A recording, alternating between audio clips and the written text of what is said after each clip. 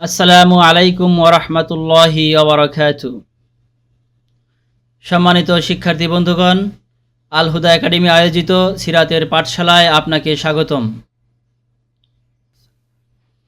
বিশ্বনবী হজরত মুহাম্মদ সাল্লাল্লাহু আলাইহি সালাতু ওয়াসসালামের সম্পূর্ণ জীবনী ধারাবাহিকভাবে জানার জন্য যারা আমাদের সিরাতের পাঠশালায় বা সিরাতুন্নবী সাল্লাল্লাহু আলাইহি সালাতু ওয়াসসালামের শিক্ষা কোর্সে অংশগ্রহণ করেছি, তাদের সকলকে আমাদের একাডেমির পক্ষ থেকে জানাই আন্তরিক মোবারকবাদ। আমরা গত পর্বে রাসূল সাল্লাল্লাহু আলাইহি সালাতু ওয়াসসালামের বংশ পরিচয় সম্পর্কে সামান্য ধারণা নিয়েছিলাম। নবীজির সম্মানিত পিতার পরিচয় জানতে গিয়ে তার বংশ সম্পর্কে সামান্য আলোচনা শুনেছিলাম। আজকে আমরা তার সম্পূর্ণ বংশ পরিচয় বা বংশ মর্যাদা সম্পর্কে আলোচনা শুনব। সিরাতের পাঠশালার এই ধারাবাহিক আয়োজনের আজকে পঞ্চম পর্ব। এই পঞ্চম পর্বে আমরা জানব প্রিয় নবী হজরত মুহাম্মদ সাল্লাল্লাহু আলাইহি সালাতু ওয়াসসালামের বংশ পরিচয় এবং তার বংশ মর্যাদা। আমরা জানি কোনো ব্যক্তিকে চিনতে হলে, কোনো ব্যক্তির ভালো মন্দ জানতে হলে তার বংশ জানতে হয়।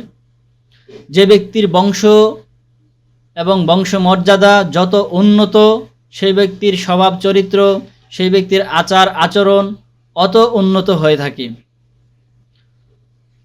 তো আমরা জানি রাসূল সাল্লাল্লাহু আলাইহি সাল্লাতু ওয়াসসালাম জন্মগ্রহণ করেছিলেন বনু হাশিম গোত্রে। বনু হাশিম বংশটা আসলে কেমন বংশ? আমরা জানি কোনো একটি জাতিগোষ্ঠী বোঝাতে হলে বলা হয় যে আরব জাতি বা বাঙালি জাতি, অথবা বলা হয় তুর্কি জাতি, এরকম একটি জাতি বা গোষ্ঠীর কথা বলা হয়। তাহলে রাসূল সাল্লাল্লাহু আলাইহি সাল্লাম যেহেতু মক্কায় এবং আরবে এসেছিলেন, তাহলে তিনি জাতি হিসাবে ছিলেন আরব জাতি, আরব জাতের অংশ। আর এই সমগ্র আরবের, বিশেষ করে তৎকালীন আরব ভূমির সবচেয়ে আলোচিত এবং সবচেয়ে বড় একটি সম্ভ্রান্ত গোত্র বা কবিলা ছিল কুরাইশ কবিলা। এটি ছিল মক্কার, শুধু মক্কার না, সমগ্র আরবের অনেক বড় এবং অনেক আলোচিত একটি সম্ভ্রান্ত এবং একটি বড় কবিলা, বড় গোত্র। এই গোত্রের মাঝে আবার একটি বংশ ছিল বনু হাশিম বংশ। এই বনু হাশিম বংশ ছিল কুরাইশদের মধ্যে সবচেয়ে সম্মানিত এবং সবচেয়ে সম্ভ্রান্ত।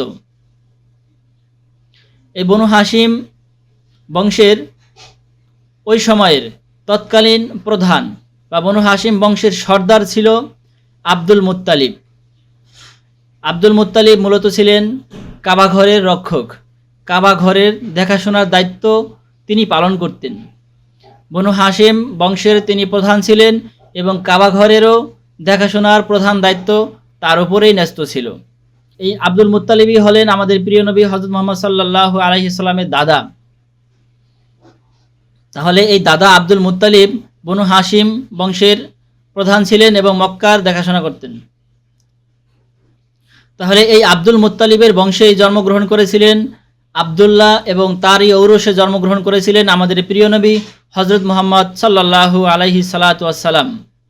এই বনু হাশিম বংশের মর্যাদার কথা, তাদের সম্ভ্রান্ত হওয়ার বিষয়টি আমরা আরও স্পষ্টভাবে জানতে পারি ইতিহাস থেকে।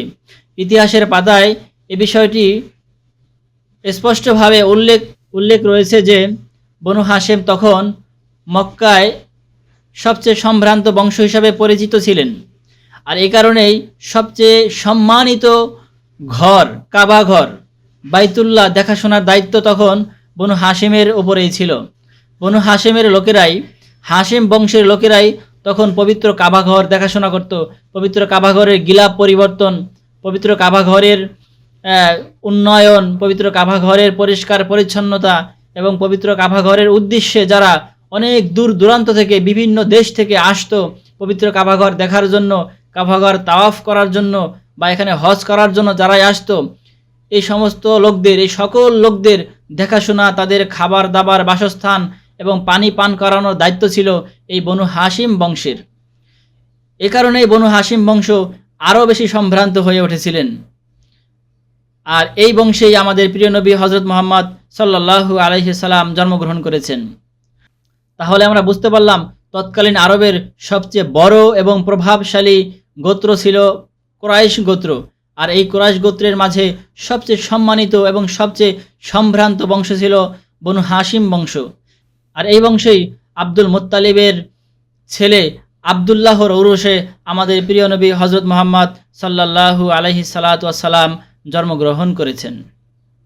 আর বনু হাশেম এটি শুধু বাহ্যিক দৃষ্টিকোণ থেকে অথবা পার্থিব দৃষ্টিকোণ থেকেই সম্মানিত ছিল না, এটি ইসলামী দৃষ্টিকোণ থেকেও এবং আল্লাহ তাআলার কাছেও খুবই সম্মানিত একটি বংশ ছিল। কেননা এ বংশ ছিল নবী রাসূলদের বংশ। আমাদের প্রিয় নবী হজরত মুহাম্মদ সাল্লাল্লাহু আলাইহি সাল্লাতু ওয়াস সালামের ঊর্ধ্বতন একজন পূর্বপুরুষের নাম হচ্ছে আদনান। আর এই আদনান ছিলেন হজরত ইসমাইল আলাইহিস সালাতু ওয়াস সালামের বংশের লোক। আর আমরা জানি হজরত ইসমাইল আলাইহিস সালাতু ওয়াস সালাম ছিলেন হজরত ইব্রাহিম আলাইহিস সালাতু ওয়াস সালামের সম্মানিত পুত্র। তাহলে আল্লাহ তাআলার প্রিয় রাসূল খলিলুল্লাহ হজরত ইব্রাহিম আলাইহিস সালাতু ওয়াস সালামের বংশ হলো এই বনু হাশিম বংশ।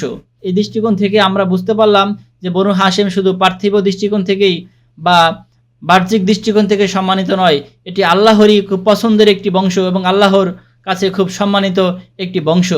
আর আল্লাহর কাছে এটি সম্মানিত বিদায়ী এই বংশের মাধ্যমে এই বংশের ধারায় নবী রাসূলদের আগমন হয়েছিল। আমাদের প্রিয় নবী হজরত মুহাম্মদ সাল্লাল্লাহু আলাইহি সাল্লামের বংশমর্যাদা যে অনেক উন্নত এবং তার পিতাও যে আল্লাহ তাআলার কাছে একজন সম্মানিত ব্যক্তি ছিলেন, সেটা জানার জন্য আমরা আরও একটি ঘটনা জানতে পারি। সে ঘটনা হলো, একবার আব্দুল মুত্তালিব মানত করেছিলেন যে যদি তার 10 জন সন্তান হয় তাহলে একজন সন্তান আল্লাহর রাস্তায় সে কোরবানি করবে। যখন তিনি এই মান্যত করলেন, এই মান্যত করার পর তার ঠিকই 10 জন সন্তান হলো, 10 জন ছেলে হলো, ছেলে সন্তান 10 জন হলো।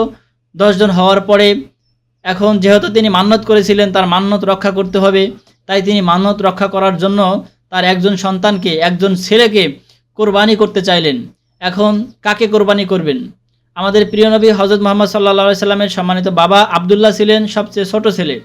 এই 10 ভাইয়ের মধ্যে আব্দুল মুত্তালিব কাকে কোরবানি করবেন এ বিষয়টি নির্ধারণ করার জন্য তিনি লটারির ব্যবস্থা করলেন, যে কোন ছেলেকে কোরবানি করা যায় সেটা আমরা লটারির মাধ্যমে নির্ধারণ করব।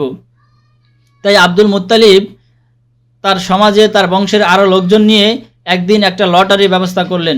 সেই লটারিতে ঘটনাক্রমে আমাদের প্রিয় নবী হজরত মুহাম্মদ সাল্লাল্লাহু আলাইহি সাল্লাতু ওয়াস সালামের সম্মানিত বাবার নাম উঠল।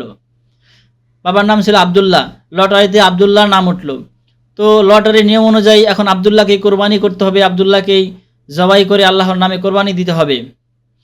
কিন্তু মক্কার অন্য অন্য লোকেরা এ বিষয়টি চাচ্ছিল না।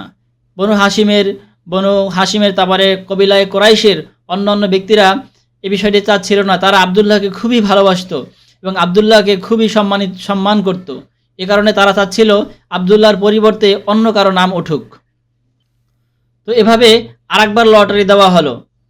তারা চাচ্ছিল যে অন্য কারো নাম উঠে কিনা, কিন্তু আরেকবার লটারি দেওয়ার পরেও অনুরূপভাবে আবদুল্লাহর নামেই উঠল। আবার লটারি দেওয়া হলো, আবারও সেই আবদুল্লাহর নামেই উঠল। যখন এভাবে নির্ধারণ করা হয়ে গেল যে আবদুল্লাহর নামেই উঠছে, তখন আর কোনো বিকল্প থাকলো না, আবদুল্লাহকেই জবাই করতে হবে। তখন মক্কার মান্যগণ্য লোকেরা আব্দুল মুত্তালিবের আশেপাশে যারা ছিল, যারা তাকে পরামর্শ দিত, তাদের পরামর্শে তারা আরও একটি প্রস্তাব দিলেন যে আমরা আবদুল্লাহর নাম এবং আবদুল্লাহর পরিবর্তে 100টি উটের নাম লিখব, দেখব এই দুইটার মধ্যে কারটা ওঠে।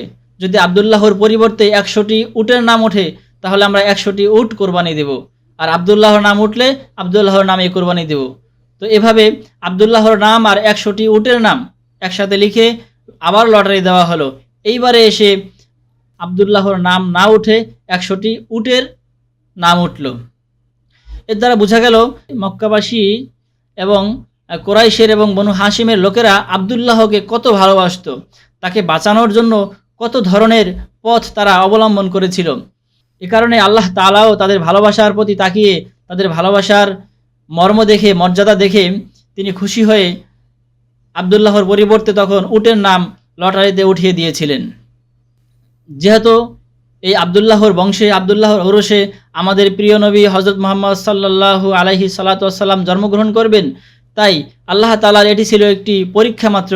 তিনি জানতে চেয়েছিলেন, দেখতে চেয়েছিলেন যে মক্কার লোকেরা, বনু হাশেমের লোকেরা, কোরাইশের লোকেরা আবদুল্লাহকে কতটুকু ভালোবাসে, আবদুল্লাহকে কতটুকু সম্মান করে।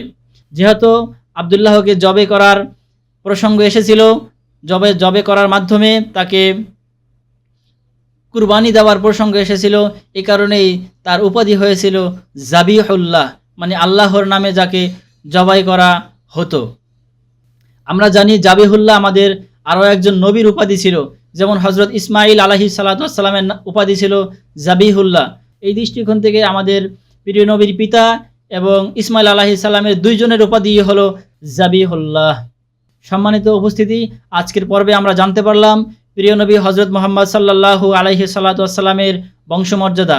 পার্থিব দৃষ্টিকোণ থেকেও বনু হাশিমের বংশমর্যাদা জানলাম, এবং অপার্থিব দৃষ্টিকোণ অর্থাৎ আল্লাহ তাআলার কাছেও বনু হাশেম অত্যন্ত মর্যাদাপূর্ণ সম্ভ্রান্ত বংশ, সেটিও জানতে পারলাম।